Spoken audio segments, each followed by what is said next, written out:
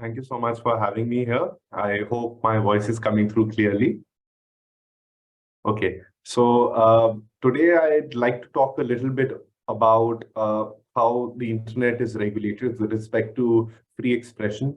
I think this talk holds greater relevance today as the drumbeats of the general election becomes louder and louder. And this is possibly one of the most expensive elections in the world by itself. A large part of my work has connected with free expression online. And it comes from a belief in the Constitution of India, where fundamental right to freedom of speech and expression has been interpreted over decades to include the right to also receive information. And of course, this quite naturally fits with the internet, which provides us the basis not only to receive information, but to build on the basis of it, which is at the very core of what in the United States may be called the marketplace of ideas. So imagine my disappointment, but not surprise when last week there's a new report on policing in India, which is released by CSDS Lokniti with Common Cause on the basis of survey responses of more than 9,000 Indians in different states, where the response to a question that whether you are afraid of posting your political or social opinions online for the fear of legal actions, the answer is a resounding yes. And when day before yesterday, at least for me, sitting here in Delhi, the government notifies the Information Technology Intermediaries Guidelines and Digital Media Ethics Code Amendment Rules 2023. This is quite a mouthful, so I'll just call it the IT Rules 2023. And what it does is it creates a new censorship power for the government where it can authorize a fact-check unit of the central government to identify fake, false, or misleading information in respect of any business of the central government. What this essentially means is the government itself will determine what pieces of information with respect to it on the internet are fake, false, or misleading. And subsequent to that, it can direct any kind of online service provider to take down that content.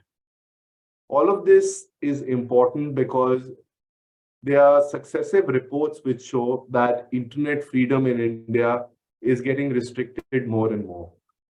But let me go back. What does internet freedom mean by its very nature?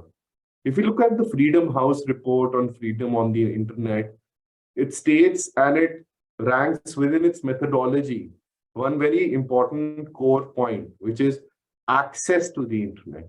And here I would like to say that access to the internet continues to have the proverbial digital divide. And here, despite having more than 850 million active internet connections, there's a huge distinction in the availability of broadband access between rural India and metropolitan India, urban India.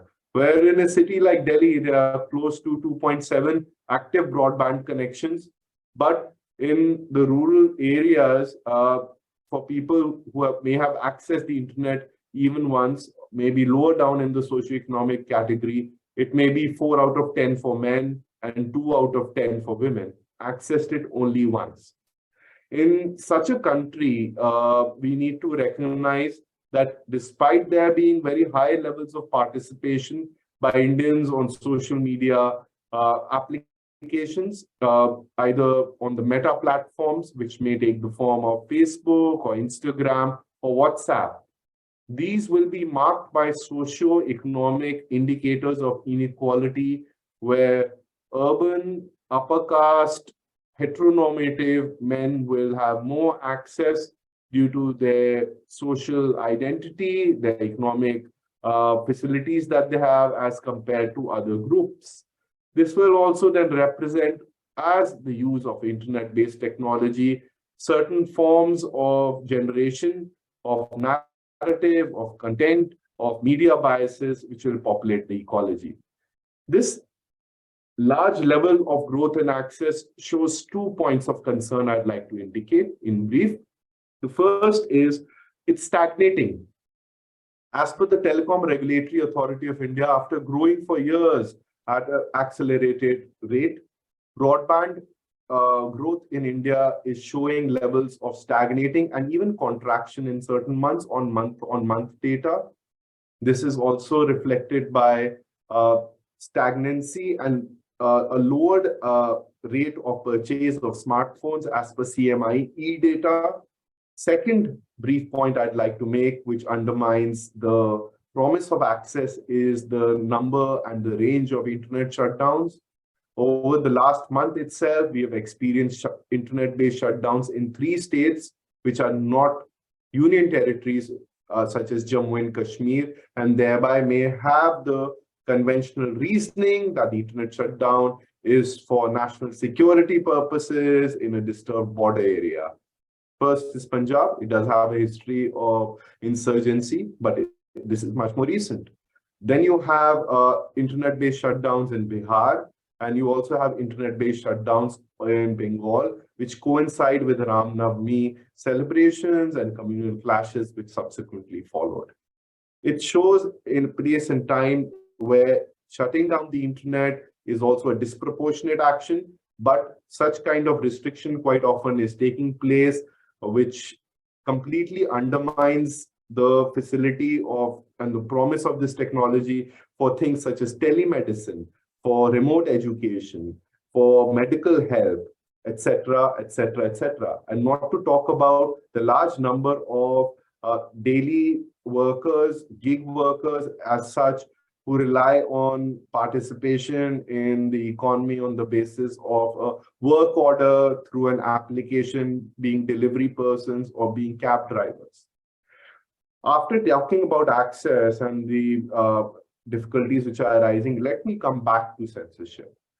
A lot of you may have heard about a blocking order which was issued by the Indian government, blocking the circulation of the BBC documentary in India.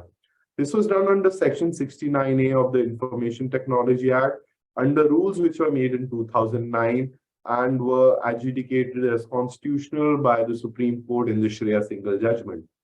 This by itself, if you look at it, is only a continuation of an unaccountable government power which has grown both in administrative practice as well as in the power of the government to do this with increased amounts of frequency without any accountability.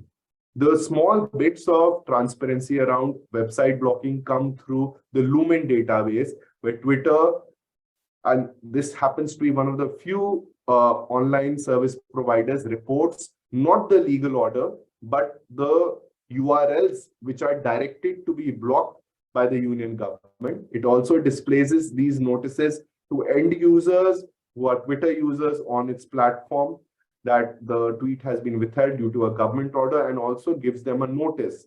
Twitter has in the past refused to comply with certain government requests. It has filed a case in the High Court of Karnataka arguing that directing Twitter to block an entire account as opposed to labeling an individual tweet and withholding it is disproportionate, because you can withhold a single piece of content, but if you block an entire person's account, it restricts their ability and even legal forms of speech they may have.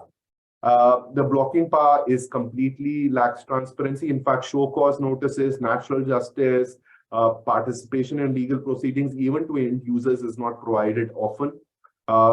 We are representing online a film critic who has an online website which was to parody the Indian institution and practice of dowry, called Dowry Calculator, in the High Court of Delhi, where after filing the first round of litigation, the order was shared. And after that, a hearing was provided, and then the order was reconfirmed. But even today, there remain problems with how it will be implemented. The submissions were not taken into account, reasoning was not provided, and they have gone back to the court again. Website blocking has grown over all social media platforms. It's unaccountable, it's secretive. And then you have the IT rules.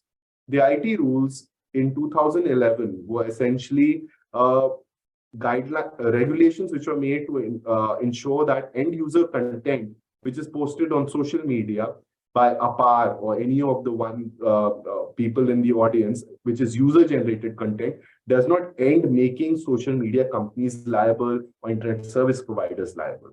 Now, the very basis of this comes from safe harbor protections, which must be provided to conduits and information exchanges. It comes from a certain amount of thinking from Section 230 of the Communications Decency Act in the United States, from ACLU versus Renault, that kind of thinking.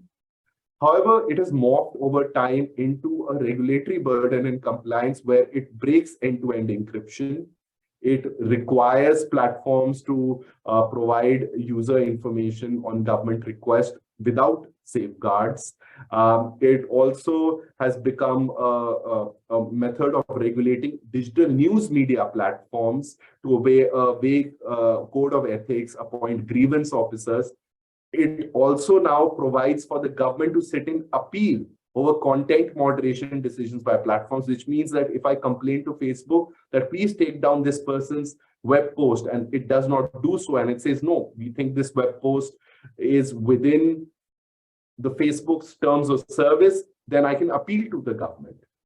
And the government, as an executive body sitting right under the ministry, will decide whether that complaint which I made to Facebook was right or wrong, and somebody else can complain against me.